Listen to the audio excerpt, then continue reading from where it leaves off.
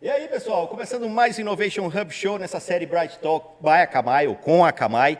A gente tem falado aqui bastante sobre vários aspectos relacionados à segurança, à inteligência artificial, que é o tema da moda, mas também de edge computing, também de nuvem e todos os desafios que as empresas têm aí ao evoluir seus parques tecnológicos. A conversa de hoje é diferente, né? Quando a gente fala de tecnologia, a gente está falando de dados. E quando a gente fala de dados sensíveis, aí a questão é ainda mais complexa. E aqui a gente tem na mesa muita gente que trabalha com dados sensíveis, cada um no seu negócio, cada um à sua maneira. E para a gente começar, deixa eu apresentar a turma, né? Aqui ao meu lado, o Márcio Crespo, gerente de TI da Eucatex. Prazer ter você conosco, Márcio. Prazer, obrigado pelo convite. Só tem um problema, não te avisaram que tinha que vir de preto, né? Não, infelizmente vim dispareado com os meus amigos aqui. Mas... Não, mas aí o Leonardo te faz companhia também, né? Ótimo. Boa, mas aí aqui, seguindo a ordem aqui, né? A gente tem o Renato Costa, que é CIO da Odontoprev. Prazer ter você com a gente também, Renato. Prazer é meu, obrigado pelo convite. Boa. Mais um Renato Mendonça, gerente de TI da Curi. Prazer também ter você conosco. É um prazer, obrigado pelo convite. Rafael Gomes, gerente executivo de TI da Pay4Fun, também bem-vindo. Obrigado, um prazer. Fechando a mesa, Leonardo Machado, que é Senior Solutions Engineer da Akamai. Prazer também, Leonardo. Obrigado. Boa, tamo junto. Bom, pessoal, vamos lá primeiro, né? Explicando para todo mundo as empresas, porque eu acho que tem indústrias aqui, empresas que talvez nem todo mundo conheça, né? Começando pelo Eucatex, assim, a gente até estava brincando aqui antes, né? Cada um conhece a Eucatex de um momento diferente, ou de uma linha de produto diferente. Sim. Bom, a Eucatex é uma empresa de 74 anos, né? Uma empresa já consolidada no mercado, basicamente no ramo de madeira, né? O seu core principal é a madeira, então a Eucatex hoje ela produz a chapa de madeira, né? Vende para a indústria moveleira, né? No B2B. Também trabalha a parte da construção civil, então temos a parte de portas, parte de divisórias e também o piso Eucatex, que é bem conhecido no mercado, e assim como a tintas Eucatex. Então esses são os produtos hoje da companhia. Quando a gente fala de Odontoprev... É mais fácil, não tem tanto produto assim, né? É plano odontológico, a gente vai fazer 38 anos agora em agosto e a gente cuida de quase 9 milhões de bocas de brasileiros aqui no Brasil. Então é a maior operadora de plano odontológico, né? A gente faz parte do grupo Bradesco. Então a gente tem várias marcas, algumas das nossas marcas são o próprio Odontoprev, Bradesco Dental, Odonto System, BB Dental, também é uma marca nossa, um joint venture com o Banco do Brasil. É isso, a gente cuida de sorrisos. Boa, e só para começar a dar contexto, né? A gente tem aqui a Eucatex que tem dados sensíveis, óbvio, como qualquer indústria, e sofreram um ataque no ano passado. Então a gente vai falar mais sobre isso aqui também, dos impactos disso aí no dia a dia. Exatamente. Quando a gente fala de Odontoprev, a gente tem dados de saúde. Só aí não precisa falar muita coisa. Exatamente. Né? E aí, Renato, com a Curi? Bom, a Curi é uma construtora incorporadora que tem mais de 60 anos no mercado, uma empresa familiar que está na Bolsa desde setembro de 2020 e atua nos grandes centros de São Paulo e Rio de Janeiro com foco no programa social Minha Casa Minha Vida. E também muito dado de cliente aí que tem que ser... Muitos dados de cliente, com um produto que tem uma jornada longa, desde a sua concepção até a entrega, assistência técnica. Então, tem uma jornada longa com os dados dos clientes. Perfeito. Rafael, quando a gente fala de Pay4Fun, explica para o pessoal também. Pay4Fun, talvez a mais nova aqui da mesa, uma fração aí do tempo de casa que as outras têm. Tem 6 anos desde o começo. É uma empresa, é uma instituição financeira, né? Foco ali em apostas esportivas, então talvez não muito conhecida ali entre os usuários, mas é uma empresa que fica ali, né, intermediando o pagamento, nos bastidores, empresa de bastidor. E aí tem toda também é uma negociação financeira, né? Sem dúvida. Então, muita questão, a questão de dados sensíveis está bem presente aí. E num momento de bet, né? Num momento de aposta em que um segundo pode fazer a diferença. Então, tem toda essa questão também. Um segundo faz toda a diferença pra gente aqui. Muitas transações por minuto. Leonardo, Akamai, vamos lá. Meu nome é Leonardo Machado, sou Solutions Engineer na Akamai.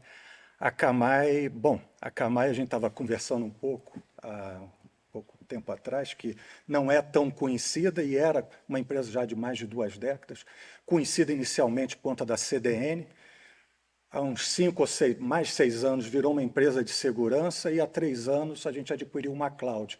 Então hoje a gente, mais do que CDN, mais segurança, a gente consegue fazer o fim a fim do cliente. Entendeu? É infra, né? Infra cloud, segurança distribuída e a CDN como base de muitos dos serviços. Boa. Bom, a gente vai falar aqui de segurança de dados, né? Mas aí tem um dado aqui da IBM que fala que o setor de saúde é um dos que mais sofre com vazamento de dados. O custo médio de uma violação de dados na saúde é de 10,1 milhões de dólares, quase o dobro da média global. E aí, Renato, na hora que você ouve um dado desses, o cabelo até cai, né? Eu já fiquei sem, viu? Eu tinha cabelo quando entrei no prévio. Não, pra gente é super importante, o Gartner fala isso também, né? Que o custo da recuperação de um dado de saúde, ele é o mais caro disparado. E a brincadeira que eu sempre faço é o seguinte, né?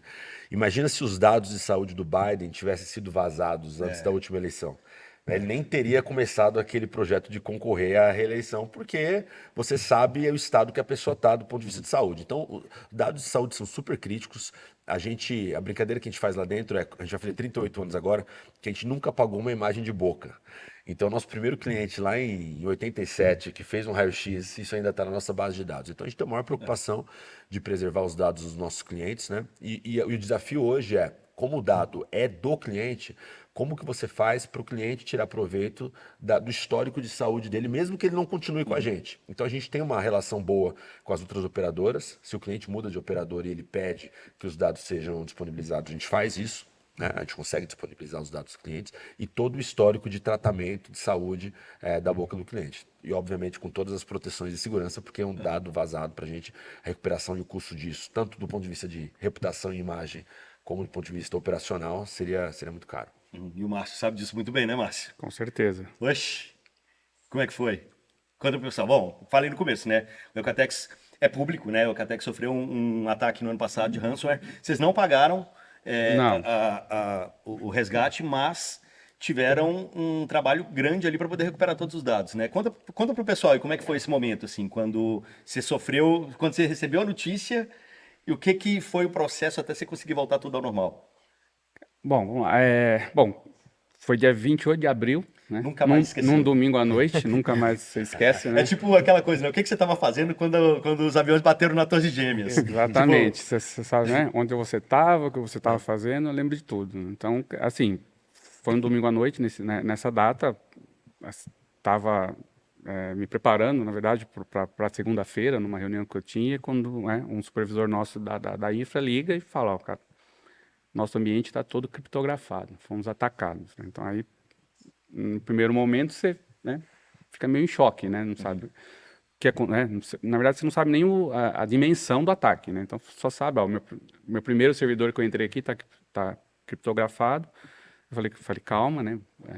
Vai para a empresa, analisa o ambiente, vê tudo o que aconteceu, vê qual que foi o estrago, né? Aí depois você volta a me ligar. E aí, 2 horas depois, ele me liga de novo e fala, ó, nosso ambiente Windows está 100% criptografado. Então, aí você não tem muito o que fazer, né? Vai dormir num domingo à noite, né? ou tentar. Tentar.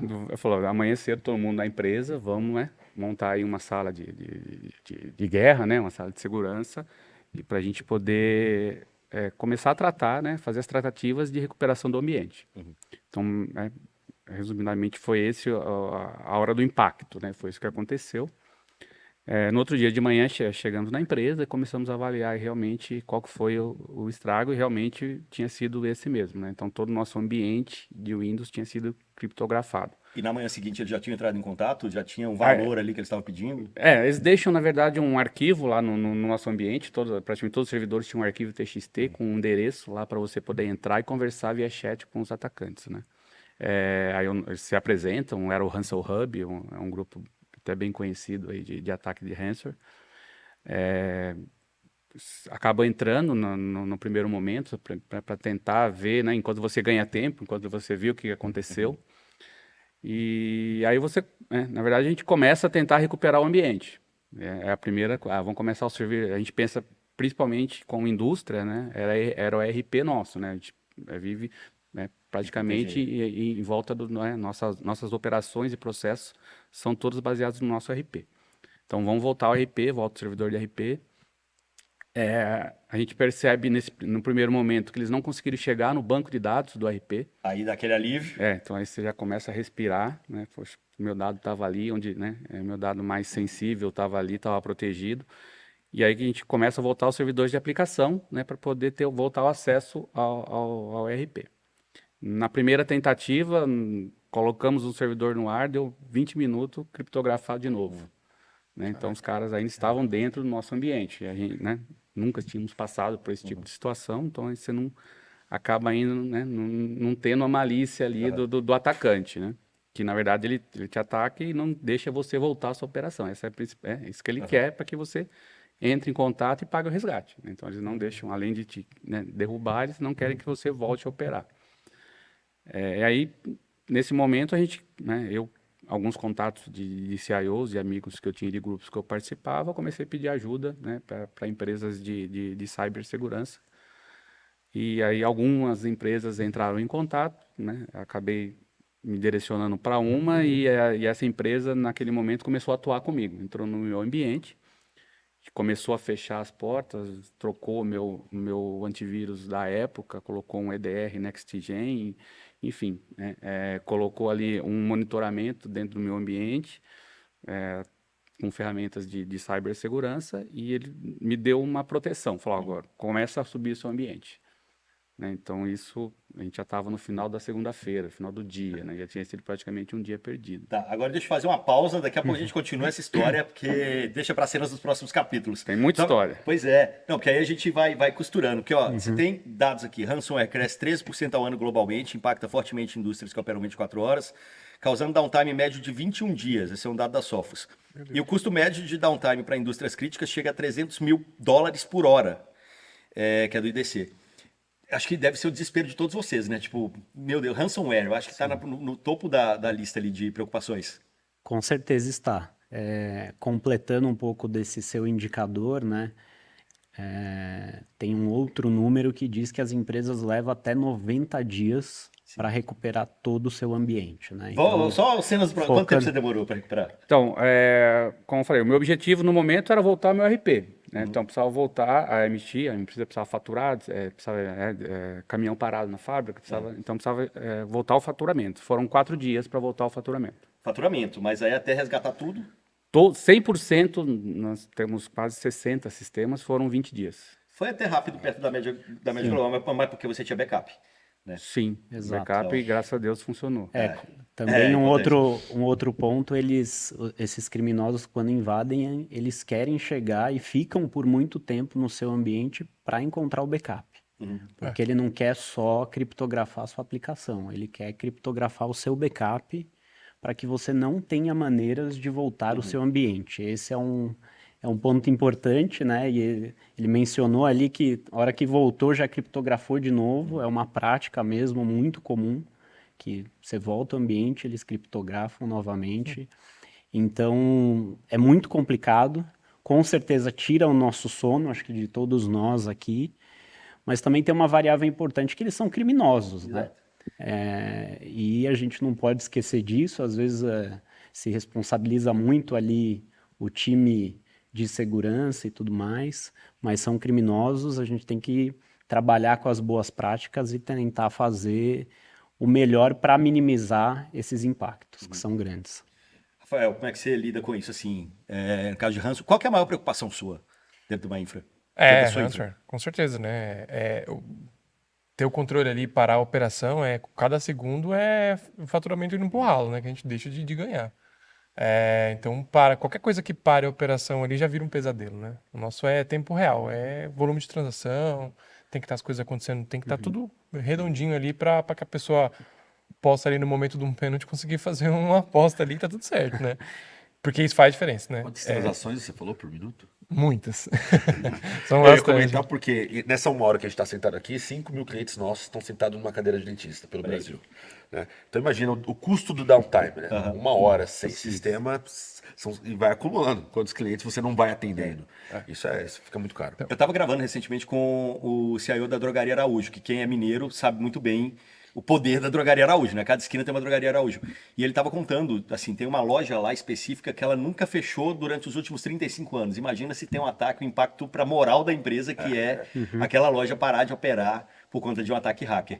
E ele fez uma coisa muito legal, que foi dar nota. Ele começou... Na verdade, ele traduziu o Techniquez para o dia a dia das empresas. Ele começou a dar nota para diversas áreas, falando, olha, você, jurídico, você está com nota 8 na questão da segurança. Você, RH, está com nota 7. Com isso, ele meio que trabalhou tipo, as pessoas são me fugiu a palavra, corresponsáveis, né, caso algo aconteça, porque ela tem esse nome na cabeça, ó, se 1 hora da Araújo ficar fechada, é ruim.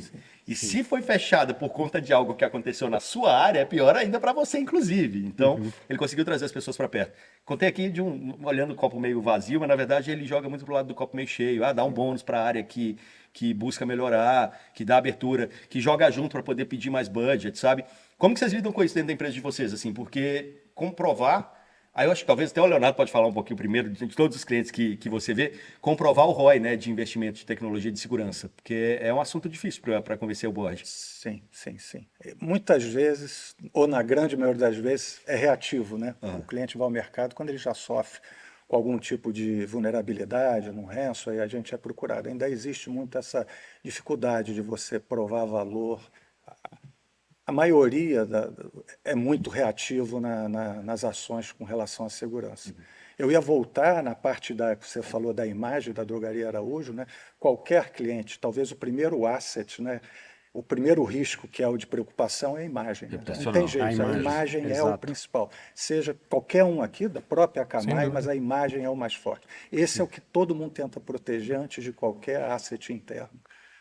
E como que vocês lidam no dia a dia com esse tema, assim? Como que tem sido o convencimento de vocês? Como que vocês têm trabalhado esse convencimento junto ao board para mostrar que é importante investir nesse tipo de coisa? Eu tô na Curi desde maio de 19, né? Lá começou um trabalho, um processo de transformação digital e junto eu trouxe a pauta de segurança da informação. Esses indicadores, né, a respeito de qual é o custo de um downtime, de um dia, né, de uma semana, de 20 dias, qual é o impacto que isso pode trazer para a companhia, qual é o impacto que um dado vazado traz para a marca, né, e como isso prejudica a companhia. Tentar transformar isso em números e demonstrar ali, com um plano de ação, quais são os investimentos necessários. Esse, pelo menos, vem sendo lá na Curi a nossa receita e a gente tem conseguido evoluir nos pontos que a gente precisa, tanto pensando no ambiente de transformação digital, a gente tem lá a torre de projetos de tecnologia, uma frente de inovação e também para a parte de segurança da informação. Rafael, como é que é lá a sua realidade? O pessoal já ouve. É uma empresa digital, né? Então acho que talvez seja mais fácil. Exato, e Cloud Native, né? Já nasceu na cloud, não tem nenhum servidorzinho físico lá na empresa, é tudo cloud. E é sempre uma conversa complicada, né? Ter que explicar ali que certos custos são relativos à segurança, porque é igual seguro, né? Você compra para não querer usar. Mas é isso, você paga seguro de vida, você paga seguro de tudo, do carro, da casa, não vai pagar seguro da sua empresa. Mas é extremamente necessário, assim. Eu acho que o pessoal lá na empresa entende bem o board, sabe bem o impacto de ficar parado, porque no fim é isso, né? Qualquer ataque ali pode prejudicar. Como eu estava falando sobre o pênalti, né? O pênalti, se o cara for apostar naquele momento e a gente não tiver no ar, ele não vai deixar de apostar. O que o cara vai fazer é vai mandar para o concorrente. É isso que vai acontecer, né? Então, e esse é o impacto da imagem, né? A gente fala pay for phone não funcionou, e direcionar o tráfego e a gente fica fora, né? Porque às vezes o cara pode não querer voltar. Você comentou sobre seguros, esse também é um tema, né? O cyber security agora é um seguro aí relacionado a esse tipo de ataque que tem o ransomware. Você, Sim, inclusive, isso, né, tem essa questão, é uma opção aí do mercado. Eu lembro que a gente fez esse seguro há alguns anos e foi muito difícil ali no começo, difícil encontrar as operadoras, porque tinha muita gente ali fazendo adesão, né? No seu caso, Márcio, teve o ataque e eu acho que as pessoas começaram a te ouvir bem mais depois do que aconteceu, né? Deve ter facilitado a vida nesse sentido. Facilitado não, porque você estava num momento complicado. Mas, ficou assim, mais fácil, assim. Na verdade, a coisa que não deixou de investir, nunca, né? Nós tínhamos todas as barreiras de proteção. Tínhamos o antivírus, tínhamos um firewall, né? Tínhamos ferramentas que nós entendíamos, tínhamos um anti-spam, né? Que entendíamos que estávamos seguros, mas na verdade não estávamos, né? Eu acho assim, por ser indústria, tinha aquela ideia, poxa, eu não sou visado, né? Então, como mercado financeiro, como saúde, como eu colocaria um governo, né? Que eu acho que é onde que são ali a mira dos atacantes. Mas um simples e-mail, um phishing, né? No meu usuário foi lá, né, clicou e abriu. Então, algo que não esperava e não estava preparado para aquilo. Então, apesar de eu ter as ferramentas, não tinha todas as ferramentas. Eu coloco ali como cyber, ela é o infinito, né? Investimento, né, é infinito, né? Então, eu não precisava ter a segurança de um banco, né? Mas eu também, né, precisava aumentar a minha régua, né? Foi quando isso após o ataque, né? Então, todas as análises que a gente acabou fazendo. Então, traçamos uma régua, né? Não é a bancária, mas ela é muito mais alta do que eu era antes. Então, o acontecimento facilitou sim. Então, eu trouxe, agora eu preciso daquele investimento e com o board não houve mais nenhum, né, um tipo de questionamento. Você ia comentar alguma coisa, Renato? Não, só ia dizer o seguinte, uma das coisas que a gente faz muito é olhar cases de mercado, né? O que aconteceu, como aconteceu e qual foi o impacto para as empresas. Acho que isso é uma maneira de ajudar a convencer o board. E a segunda a gente é controlado por um banco. E o setor financeiro do Brasil provavelmente é o melhor setor do ponto de vista de segurança do mundo, né? Um setor realmente muito preparado. E a gente tenta usar as melhores práticas. O banco audita a gente, toda a gestão de segurança que eles fazem no banco, eles tentam fazer com que a gente tenha algo parecido. Agora, Leonardo, o Fernando Certo da Akamai fala uma coisa muito, muito curiosa, assim, que assim, existe o conceito de mercado também que beleza, tem as indústrias que são mais visadas, mas todo mundo é alvo hoje, né? E ele fala, você não tem que correr mais que o tubarão, você tem que correr mais que o peixinho do lado, porque o tubarão vai pegar aquele primeiro. Exatamente. Então, assim, o cara vai tentar entrar em você, de repente ele nem sabe quem é você, ele tá ali vendo uma vulnerabilidade X e tá atacando e vendo onde que ele vai conseguir entrar. Né? E no final das contas, todo mundo é visado hoje, assim, em maior ou menor grau, mas todo mundo é visado. Né? Hoje não tem, vamos dizer que não tem cliente desinteressante. Todos, eles atacam como você Até falou. a pessoa física. Eles atacam independente e o que entrou depois ele tenta. Se cabe um ransomware, ele faz um ransomware. Se não cabe, ele tenta fazer um account takeover ou capta contas de um lado para explorar no outro, um brute force, aí vai fazer um account takeover do outro lado. Então, assim, o fato é, o próprio mercado de segurança, de alguma maneira, está sempre reagindo também. A gente está sempre aprendendo com essa história. Acho que o que diferencia as empresas que vendem serviços, as empresas que estão absorvendo serviço, é o quão rápido você consegue identificar, implementar e disponibilizar. E quanto rápido os clientes conseguem entender isso, se atualizando, estando em conferências, webinars e aplicando. Né? Até porque a lista de vulnerabilidade não é estática, né? Não. Todo dia ela muda. Todo dia tem uma vulnerabilidade nova. Exato. O que é um ponto. Hoje, fornecedores de segurança que conseguem tratar melhor, por exemplo, um zero day, né? Os ataques zero day são melhores, porque hoje tem bastante ataque zero day. Quem responde rápido a isso vai ter um sucesso, e o cliente que estiver usando esse serviço também vai acabar conseguindo uma proteção mais efetiva. Mas aí nesse ponto também, assim, todo dia tem novos. E aí é meio que enxugar gelo, né? Como saber qual que é aquela que eu devo tomar conta primeiro? O problema é que não são as novas. Tem muitas velhas fazendo sucesso então, ainda. Né? Tem muitas velhas ainda, os velhos ataques ainda bastante proeminentes ainda no cenário. Você vê muita coisa E que você não quanto mais acredita. superfície, mais lugar para olhar. E aí, como fica a cabeça do CIO, CTO, CISO nesse momento? A gente falou muito sobre tecnologia, mas a gente precisa também lembrar de pessoas e dos processos. Né? Só com tecnologia você não resolve. Né? Acho que E é o tripé, falou... né? É o tripé pessoa, processo e ferramentas. Né? Exato. Exatamente. Então a gente precisa ter esse olhar, precisa trabalhar com conscientização, com auditorias, validações dos processos, treinamentos. Tudo isso é muito importante, porque só tecnologia, você coloca às vezes um monte de tecnologia e não está usando ali aquele ferramental todo da melhor forma possível e pronto para um eventual ataque, né? Acho que tem várias ações, um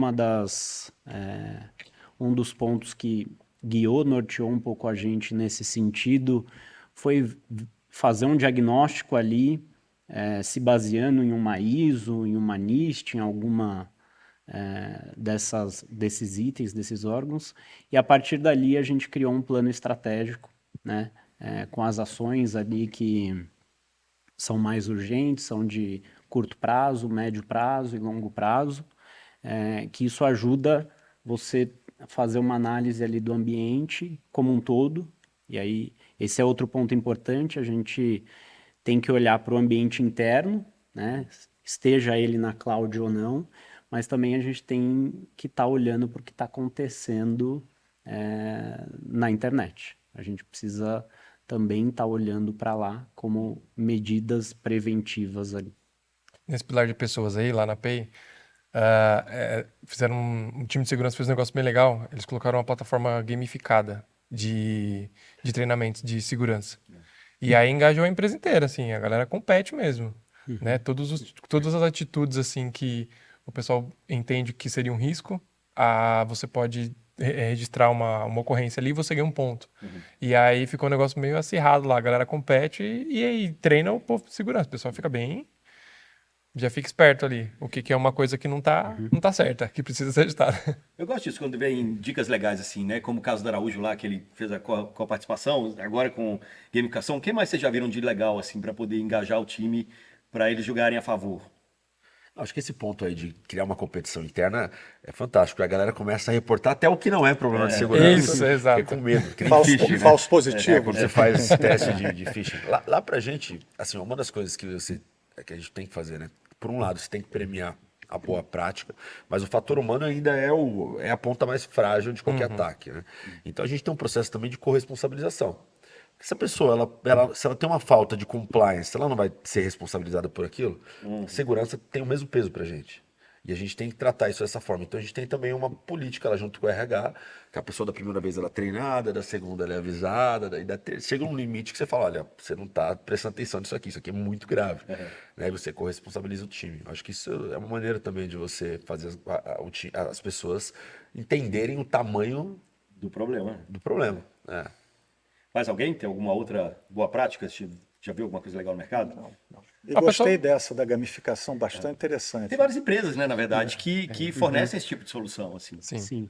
É legal, assim, não é só a disputa, né? Também tem uma premiação no final que a gente faz lá, que já incentiva o pessoal. Quando a gente fala de inteligência artificial, a gente começa a abrir também para outras coisas, né? Toda novidade tecnológica traz mais impactos ou mais dificuldades. A gente estava conversando bastante também sobre como driblar a inteligência artificial. A partir do momento que você usa inteligência artificial na sua estrutura, assim como lá no começo do ChatGPT, né? Você perguntava, quero baixar o filme tal. Não pode. Aí não pode. Quais sites que eu não posso entrar? Aí ele vai e responde. A mesma coisa pode acontecer na empresa, né? Então, quando eu começo a trabalhar inteligência artificial, eu trago outras questões e outras preocupações para essa minha estrutura. Como lidar com tudo isso? Porque é cada vez mais. A gente acabou de falar que tem cada vez mais brecha, tem cada vez mais ataque, o número de ransomware está crescendo, o número de investimento não sobe na mesma medida, agora com a inteligência artificial vem mais coisas. Quando eu falo de edge e aumento de superfície de ataque, eu trago mais problemas. Onde isso vai parar? Ou como que vocês conseguem lidar com isso? Já fiz a pergunta aqui, mas como que vocês conseguem lidar com isso? Que para mim é uma função que a minha ansiedade não ia deixar eu estar no lugar de vocês. Assim. Você perdeu o cabelo, né? Bom, para mim ainda... Principalmente, eu não sei, boa, você começar. Para mim ainda eu coloco como muito difícil ainda a parte da IA. Eu ainda não tenho ainda um cenário dentro da companhia traçado. Tanto que é bloqueado ainda, então o ChatGPT lá dentro da empresa ninguém usa, porque eu ainda não entendi, não consegui colocar uma maneira, né, de eu monitorar, né? Então, como que eu vou abrir? Esses dias um par nosso, né, entrou em contato e falou, por que o ChatGPT não está liberado na rede? Né? Aí você vai explicar, não, hoje ainda não consigo controlar, não sei o que o seu funcionário vai colocar, você vai jogar ali uma informação confidencial da empresa, eu não tenho como monitorar isso. Então, à medida que a IA está avançando, então, assim, acho que ela avança pro mal e pro bem, né? Tem as duas vertentes, né? Então, à medida que ela está ajudando a companhia, então os atacantes que a gente está falando de cyber estão usando IA também para a seu favor. Então, a IA ainda como colaboração para a empresa, então a gente usa ainda controlado. Então, a TI tem uma IA generativa que ela está lançando, ou uma IA para forecast de venda, então são IAs controladas ainda. Agora, a IA, disponibilizar a IA para o meu usuário final, ainda eu não tenho esse controle. Então, a gente optou ainda por não liberar. Legal. Para vocês, como que vocês têm lidado com as novidades? Eu acho que é o grande trade-off, né? Como você avança com a tecnologia, disponibiliza cada vez mais, porque o negócio pede, tem que cada vez mais automatizar, todo mundo quer IA, não tem jeito. E ao mesmo tempo você consegue ali ter as políticas, seguir as regras que precise, as validações e inclui novas verificações, novas validações para o ambiente de inteligência artificial. Acredito que tem a questão da responsabilização, que ela é importante do dado, independente se vai ser na IA, se vai ser no WhatsApp ou em qualquer outro lugar, a responsabilização que o meu xará Renato aqui comentou é importante. Então isso tem que ter, né, para a companhia. A gente iniciou uma jornada com IA, primeiro com uma capacitação ali para os gestores, para todos os gestores, para que eles entendessem da IA, soubessem ali, tivessem esse conhecimento e pudessem passar isso para os times, né? A gente tem, sim, uma política, limitações de algumas IAs e alguns modelos que a gente opera, e a gente conseguiu evoluir com um parceiro, uma startup, numa IA dentro da área de negócio mesmo, para o desenvolvimento de projetos de arquitetura, né? Então, a gente tem ali no nosso processo de incorporação, quando a gente compra um terreno, a gente tem que simular o produto dentro daquele terreno, o melhor produto possível para aquele terreno. E hoje a gente já tem uma IA generativa apoiando nessas simulações, né? Ela é um copiloto ali para quem fazia esses desenhos e ela gera mais de 300 simulações de desenhos diferentes em 10 minutos. Né? Esse é um exemplo, a gente tem outras frentes também de IA, e a gente tem essa linha de flexibilizar, mas entender nos pontos ali, responsabilizando também as pessoas pelo uso, para que elas entendam, pois a gente tem dados que são sensíveis e dados que eventualmente podem ser compartilhados. Então, temos caminhado dessa forma. É que eu acho que a beleza da mesa aqui, na verdade, é que a gente tem empresas de vários níveis de maturidade digital, né, e que estão em diferentes momentos aí da jornada. Né? Aqui a gente tem uma empresa que passou por um susto recente, está escalando ali, né, na questão da segurança. Eu imagino que no seu caso a gente tem muito para falar sobre aplicativo, sobre customer experience também. E aí quando você traz a informação para o aplicativo, você abre caminho para ataque. No seu caso, você cuida também da inovação ali. Então, Sim. Como que você está de olho também nessas questões aí de novidades para implementar no seu dia a dia? No seu caso, né, nem preciso falar, é mercado financeiro, a Kamai está por trás de tudo isso. Mas aí eu acho que cada um de vocês tem uma questão diferente aqui quando a gente fala em dados, né, em proteção de dados. E aí o que eu acho que é o legal, assim, por exemplo, no seu caso, quando a gente fala de LGPD, quando a gente fala de uso de dados, qual que é a grande questão quando você tem que lidar com essas questões? Então, acho que um ponto muito importante aqui, tem a ver com IA também, não só com IA, né, com dado, é catalogar, governança de dados. Né? Porque no final das contas, você pode treinar os colaboradores de tomar o maior cuidado possível, mas se você não tem os dados bem catalogados, às vezes o usuário ele nem sabe se aquele dado é confidencial, se aquele dado é crítico. Então, o que eu posso ou não posso fazer com isso? Né? Então, acho que esse pedaço, IA é maravilhoso, né? Eu acho que é o futuro, o presente e tudo mais. Mas a IA funciona bem quando o dado é bom. Exato. Quando o dado está organizado, quando o dado está bem colocado, quando o modelo está bem escrito. Então, o nosso trabalho hoje é fazer uma governança de dados junto com a área de cibersegurança E para garantir que quando os usuários forem ser treinados em IA, eles entendam que tipo de dado que eu posso usar. Então a gente está abrindo a porta para algumas IAs de fora, né? A gente está abrindo a porta para algumas IAs, mas o usuário já sabe que tipo de dado que ele pode usar naquela IA. E aí agora a gente tem algumas IAs dentro de casa também. Você tem alguns parceiros grandes que já estão disponibilizando IA que tem dentro da sua própria rede, Com seus guarda-reios. com seus guarda-redes, né? E a gente tem um terceiro pilar que a gente está desenvolvendo os nossos próprios modelos de IA.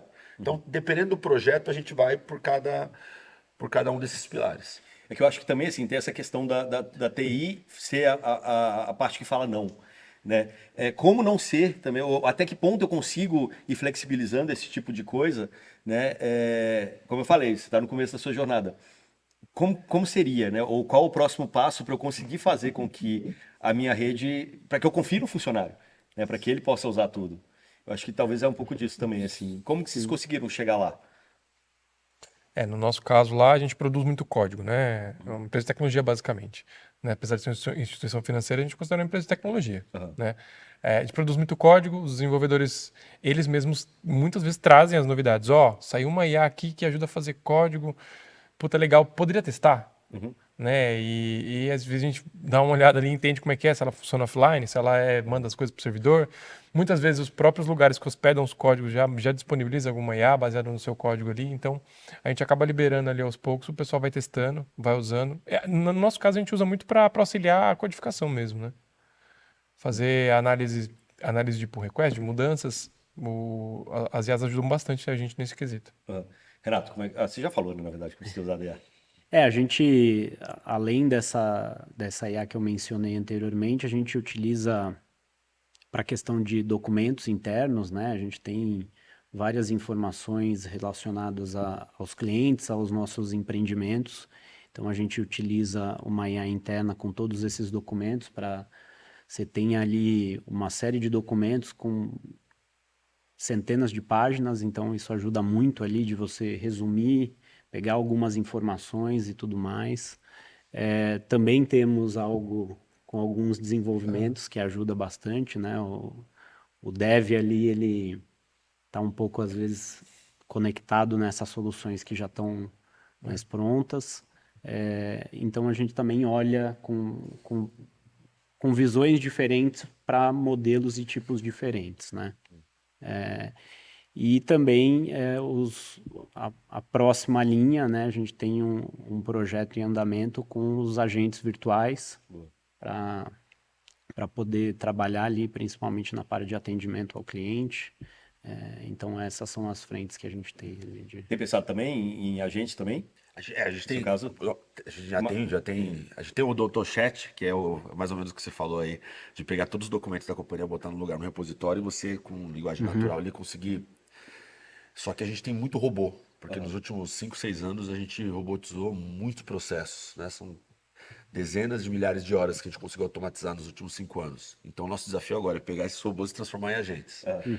Esse é o projeto que a gente tem em andamento agora. Só que uma das coisas, eu vou aproveitar e fazer uma publi agora de graça, que é o seguinte, no final das contas, o que eu falo pra galera? Eu falo, gente, nós somos uma empresa de saúde, eu não sou uma empresa de tecnologia. Eu não sou uma empresa de segurança. Então, eu preciso ter bons parceiros que vão me ajudar a me proteger bem e no momento da crise, que a crise vai aparecer, né?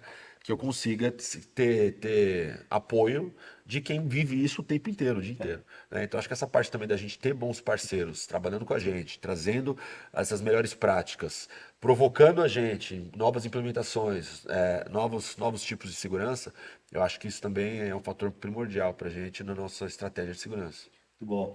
Leonardo, como você acha assim, essa questão da ligação com o negócio também, né? Tudo isso que a gente está falando, beleza, é muito bacana, é segurança, mas tem que estar aliado ao propósito final, que é gerar lucratividade. Então, como que você tem visto o mercado também caminhando no discurso nesse sentido? Você diz de negócio, De conectar a segurança, de conectar esses investimentos com o negócio e de criar também novos produtos relacionados ao negócio. O chatbot que vai trazer mais resultado. Né? No caso da Eucatex, é trazer mais segurança para o parque para eu não sofrer um novo ataque e assim vai. Está diretamente ligado ao negócio, a gente já começa na porção CDN. Antes da segurança, a gente já é diretamente ligado ao negócio, porque teu negócio precisa prover segurança, mas não pode pagar pedágio de latência. Não pode. Você é sensível. Outro ou melhor, todo mundo é sensível à latência, todo mundo quer seu site performático, uns mais, outros menos, mas todos são. Então hoje quando a gente fala de negócio, geralmente a gente tem apoio do negócio, às vezes o marketing que está olhando números, disponibilidades e tudo, já gosta do serviço, porque muitas vezes hoje, quando a gente entra numa empresa demandado por segurança, né, eu digo que você tem um benefício, um reflexo secundário, que é a performance. As pessoas esquecem que ali atrás do serviço de segurança, na grande maioria do que a gente fornece, tem uma CDN, né? E essa CDN, antes de tudo, desonera a infraestrutura, disponibiliza a tua aplicação mais rápido e tudo. Então, geralmente, você tem essa parcela da CDN gerando disponibilidade, performance, né, manutenção de marca, e a gente tem a parte da segurança prevendo todos os impactos que vão chegar lá no negócio de alguma forma. Ou a imagem, ou financeiro, ou qualquer outro que a gente conhece que gera impacto ao negócio. Até pegando esse ponto que você acabou de falar, o Rafael também já tocou nesse assunto, que plataformas que falham em responder rapidamente perdem até 15% dos usuários em momentos críticos. É o estudo da Forrester. E é o que você falou, né? Vai para o concorrente e pronto, fica porque por lá. ele não vai deixar de faturar ali, né? O merchant que está na outra ponta, você falhou, ele vai direcionar o tráfego. E acontece com a gente o inverso também, né? Então, muitas vezes, o tráfego está normal, de repente ele duplica. Você fala, aconteceu alguma coisa com alguém. Alguém caiu. Boa. Renato, no seu caso, assim, você está né, na parte de inovação também. O que te direciona na inovação? Porque inovação pode ser tanta coisa, no final das contas. E nesse caso, especificamente, qual que é o seu norte, assim? Bom, o nosso norte lá em inovação tá direcionado e ligado ao negócio, né? A gente tem alguns indicadores, como a busca de eficiência operacional, é um indicador importante, a qualidade também, e melhoria dessa qualidade para os nossos clientes internos e externos. E a partir dali a gente também tem um plano da inovação que a gente traçou, e a gente trabalha com algumas frentes, né? Uma das frentes é o evento de inovação que a gente organiza todo ano para todos os gestores. Então, um dos eventos a gente falou muito sobre há 2 anos atrás, lá em 23, quando estava se falando muito sobre IA. Então, a gente trouxe algumas pessoas do nosso mercado para falar sobre construção e também sobre inteligência artificial, né? Também conectamos todos os gestores com algumas startups e dali surgiram algumas ações. Uma delas foi esse projeto de IA que eu expliquei há pouco. Ele é fruto de um evento de inovação que começou lá em 2023. Então, a gente tem essa frente dessa forma, focada no negócio, com alguns indicadores principalmente relacionado à eficiência operacional e com um plano de ação aí para os próximos anos. Boa. E Márcio, só para eu te interromper lá no começo, quando a gente estava contando a historinha, né? A gente parou no final do segundo dia, mas depois passaram 20 dias, você recuperou, e aí você voltou para a parte de infra mesmo, para poder deixar ela mais robusta. E aí sua barra já subiu muito aí desde aquele tempo, né? Sim, o processo todo, né, logo após entrou uma análise, né, total de vulnerabilidade, enfim, quais eram os nossos pontos fracos, e aí a gente começou a trabalhar. Então, toda a parte de infra foi revista, né, novas ferramentas, novas barreiras, né, de segurança foram colocadas, até que a gente se sentisse ali realmente seguros, né? Então, falei, esses 20 dias, né, foram para restabelecer todos os sistemas. Então, tem sistemas que nem são usados no dia a dia. Então, a gente foi por prioridades, né? Mas aí você me contou uma outra coisa também, que beleza, né? Assim, naquele momento você demorou 20 dias. Se acontecesse de novo hoje, quanto tempo você demoraria? Isso, e na verdade a gente acaba colocando metas, né? Então, como eu falei, o céu é o limite. Então, a empresa traçou a sua régua ali, então a gente coloca isso também para o board. Então, hoje não existe segurança 100%. Então, né, no nosso mundo não existe 100%. Então, por mais que você gaste, você nunca vai estar 100% seguro, né? Então, a gente traçou a régua. E hoje a gente tem então criou-se lá um DR, né, um plano de disaster recovery, de gestão de incidentes, enfim, todo, né, o que você precisa no caso aconteça novamente. Então, hoje, fui invadido, né, meu ambiente foi criptografado. Então, em 4 horas eu volto ao meu RP, volto a faturar, alimentar a produção.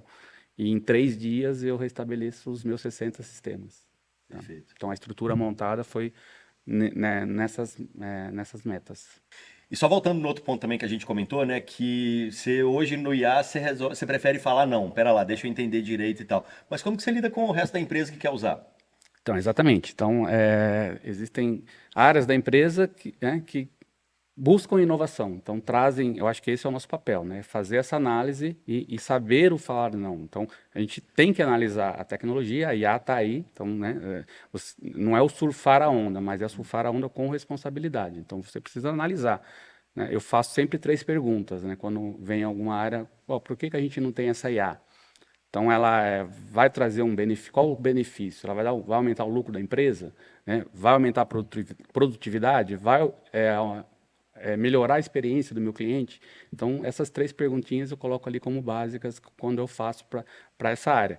Apenas um exemplo, eu tive um gestor que veio pedir, eu queria um assistente virtual para me passar as informações de área, mas eu não tinha nem dado estruturado da área dele, né? Os dados dele ainda não estavam no meu data lake, estavam em Excel. Como que eu vou implementar uma IA? E, consequentemente, a gente implantou uma IA, uma assistente virtual hoje da Eucatex, que ela é uma assistente técnica de tintas, que ela responde, né, perguntas, enfim. Ela é um braço de apoio, seja para um pintor, para um vendedor, e é uma das primeiras do mercado. Então, como eu falei, a gente não pode falar não e fechar os olhos para a tecnologia, mas também eu não posso abrir mão para tudo. Então, essa análise, acho que ela é bem-vinda e tem que ser feita. Beleza. Mais algum ponto vocês gostariam de comentar? Eu queria só falar uma coisa, eu acho que talvez um bom ponto, às vezes, quando não tem muita certeza, muita segurança assim, sobre as IAs, procurar modelos offline, que tem hoje em dia, né? É possível. Também você consegue testar dentro de casa, tem modelos são open source, aí dá para o notebook LM, se não me engano. Sim. Você consegue baixar o modelo e você usa na sua máquina mesmo offline, aí você já garante que dali não vai sair o dado. Isso, então, hoje a minha assistente, a Iris, ela é uma assistente virtual, mas ela é num ambiente controlado, né? Então, eu tenho as barreiras, então, dependendo do tipo de pergunta que você faz, ela não responde. Eu ia comentar que o time que está aqui é muito curioso, que representa empresas diferentes, né, com cases diferentes de vulnerabilidades, de riscos, né? O Dr. Prev provavelmente muito suscetível a LGPD, você latência com parte financeira e dados sensíveis em todas, né? E a gente acaba que não comentou, né, a API, né? Hoje está tudo APIzado, né? A API insegura de hoje é o SQL Injection de 20 anos atrás. Até o próprio LLM hoje é consumido e alimentado via API. Então, a API acho que hoje tem que ser a grande preocupação das empresas, olhar tanto para o que em catalogar bem, documentar bem as APIs, as Shadow APIs, tentar descobrir as Zombie APIs, né, que são aquelas que ficaram perdidas lá dentro, porque hoje o que a gente vê é uma grande... A maioria das vulnerabilidades de dados sensíveis estão sendo praticadas através das APIs, entendeu? Hoje a grande porta, o grande risco são as APIs, para poder aumentar o risco de cada um, onde tem o seu maior risco aqui, LGPD, latência, segurança de meios de pagamento e tudo. E ela está ali disponível para o pessoal explorar. Perfeito, então, pessoal. Bom, a gente fica por aqui nessa conversa, mas se vocês quiserem continuar, de repente vocês se identificaram mais com a realidade de cada um aqui, né? Se quiserem continuar essa conversa, eu estou deixando o link do LinkedIn de todo mundo aqui do lado, também o link das empresas para vocês entrarem em contato, conhecerem um pouco mais das empresas. Mas agradeço demais aqui a presença do Márcio Crespo, que é gerente de TI da Eucatex, o Renato Costa, que é CIO da Odontoprev, o Renato Mendonça, que é gerente de TI da Curi, Rafael Gomes, gerente executivo de TI da Pay4Fun, e o Leonardo Machado, que é Senior Solutions Engineer da Akamai. Valeu, pessoal. Obrigadão pela conversa. Obrigado. A gente volta semana que vem. Obrigado, gente. Até lá. Obrigado. Tchau, tchau.